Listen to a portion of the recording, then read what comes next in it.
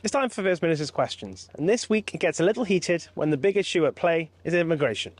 Tory leader Darren Millar is accusing the First Minister of wasting Welsh public funds on overseas projects and thinks more money should be spent here in Wales. First Minister, why does your Welsh Labour government continue to waste taxpayers' money on issues for which it has absolutely no responsibility? You're spending millions on mini-embassies in exotic locations around the world, solar-powered boats for the Wampi tribe in Peru, gender-equal tree planting in Uganda, whatever that means.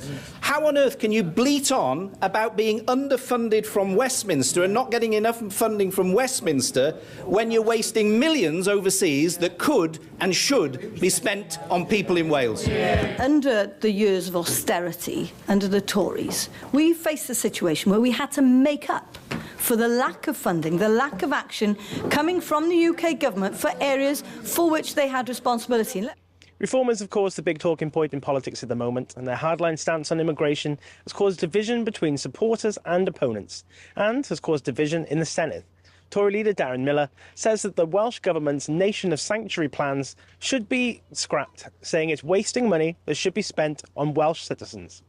We don't have enough homes, we don't have enough hospitals, and we do not have enough school places for a population that increases by more than the size of Swansea, Newport and Wrexham combined every single year.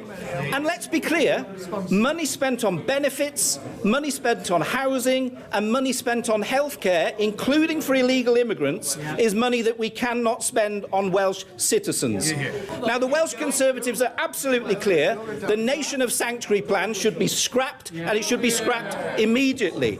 So will you now scrap this wasteful policy on a matter which you do not have to spend money on, and instead put the people of Wales and our public services first? Listen, this dog whistle politics of trying to compete with reform is not going to get you anywhere, Darren, and you know it.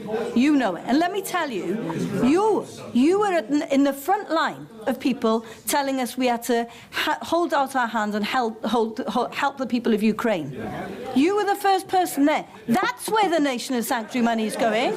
You supported that, Darren. You cannot change your mind because we've got an election coming up and you find reform breathing down your neck.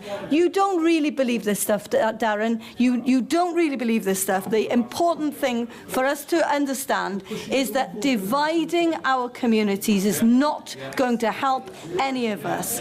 The temperature, the political temperature in this country is high enough already. It doesn't need you to add fire to the flames.